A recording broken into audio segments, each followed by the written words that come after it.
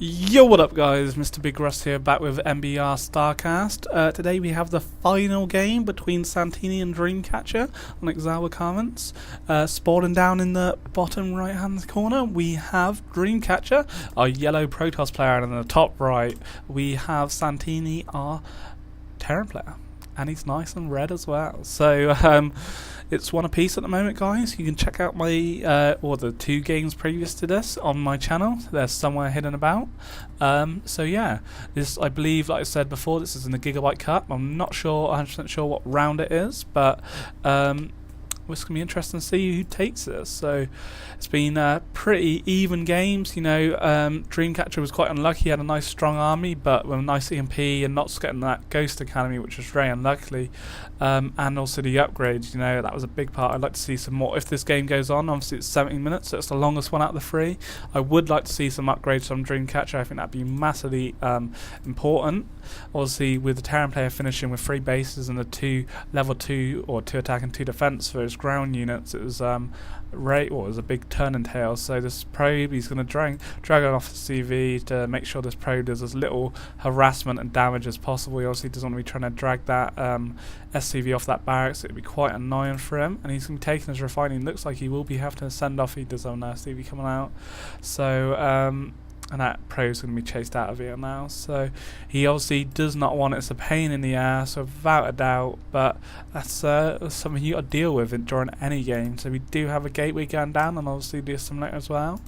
A nice chrono boost on the Nexus there, so 15 or 16 pylons, so pretty standard from our Protos player and Terran player. So during all games we haven't seen any cheese from them yet, which is nice to see, but a bit of cheese does go down well sometimes, you know. If you can chuck in a bit of cheese, you know, why not? So pretty standard here from the Terran, 16 orbital command. He's gonna, that supply depot almost cancelled through that. And he's gonna be taking the gas. It'd be interesting to see if he does let this the simulator build, and it doesn't look like this Marine's going to be out in enough time to stop this probe from doing its dirty rough way over the Terran player's base. So we do have a nerd gas. So obviously Dreamcatcher once again deciding to go for that sort of tech heavy sentry sort of robotics bay build. So it looks like we may see a 2-gate into a robotics bay once again, and that gas has built. I don't know how much of a turning table this is going to be. Obviously it's going to stop him getting his upgrades quick. Obviously in the first game we did see Banshees on the field quite early on, so but in the second game deciding to go for that early expo, which obviously with this gas may be the same case. That Marine just looking to try and stop that probe from doing any proxy stuff. And again, his pylon placement, obviously in the second game, stopping that Reaper was very, very nicely placed. Pylon placement.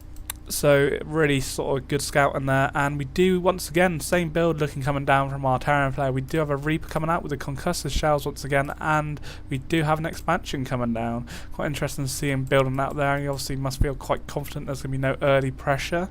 So yeah, very interesting stuff. Be interesting to see if he can actually cause any damage for the Reaper this time. Obviously the Reaper very unlucky in the last game, getting both 2 probes down to 4 HP, but unfortunately he was unable to capture them though. So that probe is going to be running away, seeing that Marine coming down, and we do have a Stalker here, and those concussive shells, this Marauder's going to, well, the Stalker's going to be no match for him, so he's going to, with his little 4 legs, he is going to run away home, and the Marine joining in the battle, but it doesn't look like anything interesting or anything crazy is going to happen here. We do have our stim pack coming down from our Terran player, obviously with the command center almost finished now. We do have 2 gates going up, so he's deciding to go for a 3-gate, possibly expand now instead of the 2-gate robo expand. So quite interesting. A couple of sentries and a Stalker sitting here is going to hold that ramp off easy enough against any early pressure. Do have the nice little bunker placement, so that shall soon be filled up with a couple of Marines and possibly a Marauder. So yeah, pretty standard stuff. And we do have the Ghost Academy going down once again, and same sort of placement as last time, and I don't know if this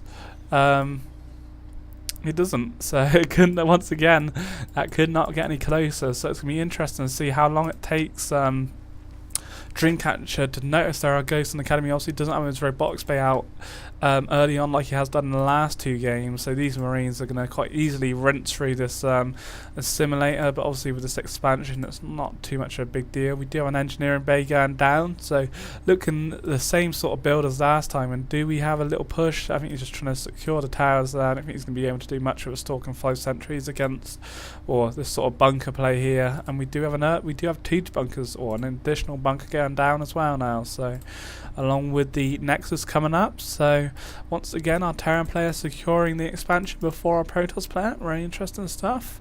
And the Ghost coming out on the field now, so Shelby, I don't think he's going for any nukes during this, didn't last time, and I'm not sure what he cancelled there, but those EMPs so deadly against a Protoss ball, and especially it's going to rip through all those force fields and the energy off those sentries if they get caught up there. So he has placed a proxy pylon down on the gold mineral line, and should be interesting to see how Satiini deals with this. As long as he stays within this line, you know, he's going to be perfectly fine against that. We do have an additional 2 stalkers and a sentry coming in. This Marine's going to possibly should be able to spot this, and it's going to be interesting to see how Dreamcatcher goes with this. Those marauders in their bunker looks like it's going to do massive damage there, and I feel this is a big waste from Dreamcatcher here. If we have a look at units lost, already you can see favouring the Terran player and only just taking that bunker down thanks to those SCVs healing it. So a big loss from our Protoss player here.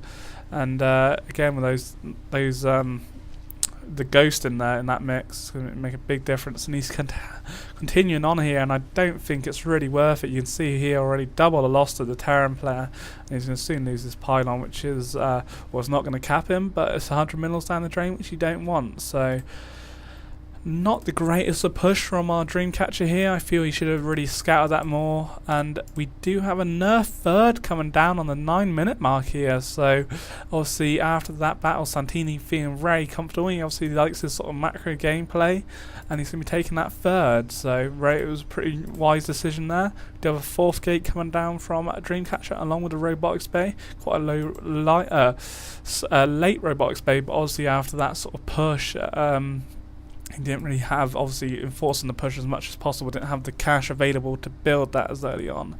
So it should be interesting to see where it comes from now. We do have a factory coming down from our Terran player along with a couple more Marines, so pretty even at the moment.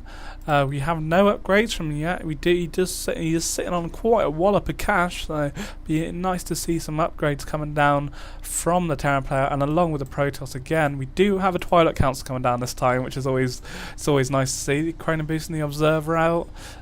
So yeah, pretty standard at the moment. All seems well. We have 2 tech labs, which looks like going to be coming down on the barracks as there 3 tech labs. So you can be going again, sitting quite marauder heavy again by the looks of things. And again, sitting on this wallop of cash. I would like to see him spend it a bit more, maybe on some production buildings and especially these upgrades. I feel that's what he's going to be needing to do if he wants to try and take this. So we do have 2 more barracks going down, which is very nice. Which is going to leave him sitting on a 7 racks at the moment. And a starport coming down as well, so we look to see some medivacs and quite a nice. And I don't know if he's going to be trying to take this gold. He is going for the gold by the looks of things, so very nice play trying to get that turret down, which is going to stop any observer, or the observer probably will scout this, but it's going to stop it from seeing what it's about. And is he going to drop this? That mule's not going to be very happy. All of these SCVs, they're all going to have to go back to the natural now. Which is a bit of a shame, but hey ho. And it's going to a planetary, so he's not going to risk it by going with a War Command. Obviously, you remember this is his 3rd expo on the 12-minute mark, so planetary is going to it's going to be good defense for him as well, something to pull back to, and it's going to hold this gold off for a little while. So it's going to be interesting. We do have the Observer coming out. It's going to be interesting to see if it comes past this turret. It would quite easily be taken out. And 1 shot, and it's dead. And he should have seen. He is gonna see that there, and he's gonna see it's a planetary. So it's gonna be interesting to see. He now knows he needs to do something. Now knows he needs to take an expansion. Otherwise, he's gonna be drifting behind the Terran player here now. And we do have the upgrades coming down. We do have Blink, which just finished then by the looks of things, and also the level 1 attack, which is nice, but we do have level 1 defense and attack coming down from our Terran player. So sitting quite stalker sentry heavy now. Let's have a look at our unit tab. we have 62 SCVs to 53 probes. The Terran player taking quite a nice gap, and obviously with the mules coming down, it's going to make a big difference. 10 Marauders to our 6 Z-Dots, 22 Marines to our 19 Stalkers, and 1 Ghost against the 4 Sentries. So that Ghost once again could be making a bit of a difference here, and these Stalkers are going to try and pull away, and these Marauders are not going to be any match for that army, and with that blink it's soon going to be able to quite easily pick them off. And I think maybe, possibly, 2 of them getting away, and they'd be soon healed up by those medivacs. So, interesting stuff. We have 2 Guardian Shields coming up now, and he's going to be trying to, I don't think he really wants to engage with that planetary, so he's going to try and walk around it. Guardian Shields coming up a bit too early. That's going to drain a lot of, didn't even get 1 bullet on him whilst using those Guardian Shields. So splitting his army up nicely, waiting for that EMP to come down. It still hasn't been hit yet by the looks of things. We do have an armory coming down, so maybe 4 play coming, possibly, because we have no tanks on the field at the moment, which would be quite interesting to see. And you see the macro coming down. We have a 4th expansion coming down from our Terran player now, whilst our Protos still sits on 2 and he's on the gold, and nice force fields there, going to be cutting off those units there, and just in range, a nice bit of blink in there, bringing the SCVs off again, and looks like our Protos player should quite easily deal with this. Don't think the Ghost has enough energy, he doesn't have enough energy for an EMP, so very nice from our Protos player, sitting very Stalker heavy, but I would like to see, obviously he's got a lot of minerals going down, or spare minerals, 2 proxy, 2 aggressive proxy pylons there. I would like to see a bit more upgrades if possible coming down from our Protos player, but with this fourth I'm not sure whereabouts there it is, so it's going to be floating off. So again, level 2 coming down from our Terran player, very aggressive, or very macro heavy from our Terran player, so obviously sitting on that high rich mineral field there as well is going to be very effective for him. So I feel you want to be getting rid of this at least, or even trying to take your own high yield, especially with all these minerals you're sitting on. It's just coming in waste now. You're either going to go for it, or you need to be sitting on them. So when the level 2 upgrades, they're going to be a little far away, but if he can get, if the Terran player can hold back enough, should be interesting. We do have a big engagement here with EMP coming down by the looks of things, and lovely blinking into the actual Terran player's base. A shame if he could have force field that would have been nice, but obviously having no sentries on the field, we do want to see some, obviously that nice, I don't think has he been warping any in there. Lovely blinking though. We got a couple more Stalkers or Z-Dots coming onto the field there, so lovely play from our Protos player here, but he's losing very badly by the looks of things. These Marauders and these upgrades really coming into effect, and a couple of mules just coming down. I'm not sure what the idea was that. Maybe he felt very confident in that, and just like, you know what, just drop some mules down in the field. So great play from Terran player there, holding that off and taking the series 2-1, and then obviously he's going to be moving forth in the Gigabyte Cup.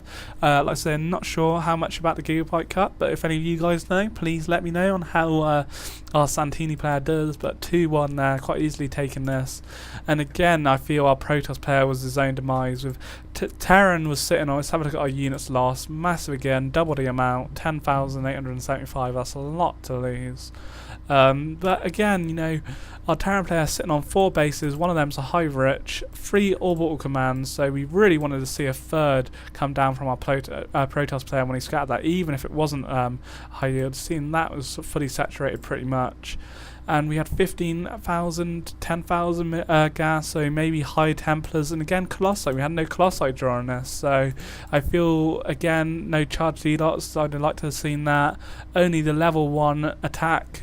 So, all this, what he's sitting here, could have quite easily went into production, and obviously you got to remember, he's lost all these units, that's, say, if he kept his army, that's 50,000 or mineral gas or whatever, however it goes, or 5,000, not 50,000, sorry guys, 5,000 resources what he could be pumping into additional or into your upgrades. If you can just hold it off and sit there with the army like the Terran player was doing, he didn't have to lose so much, so he was able to then start spending it in upgrades and obviously expansions as well, and again sitting on very hefty. So you can see the difference. You don't want to be chucking those units away. You got to remember, once you chuck a unit away, you then need to make that unit again, and that unit then could have been built on getting your upgrades. Stalkers 125 minerals, 50 gas, 2 of those, that's quite easily a nice sort of level 1 upgrade or something. So you just got to remember that stuff when it comes into battle, guys. You know, it is hard to remember. You know, it's not something you really want to be thinking about. But nicely played by Dreamcatcher. Credit to him. It was nice blink stalking micro. But unfortunately, Satiini coming better off there, you know, a nice stronger army, and being a bit more bolder, you know, taking those risks, you know, taking that third expo, and it made the difference, it paid off. So, yeah, peace, guys.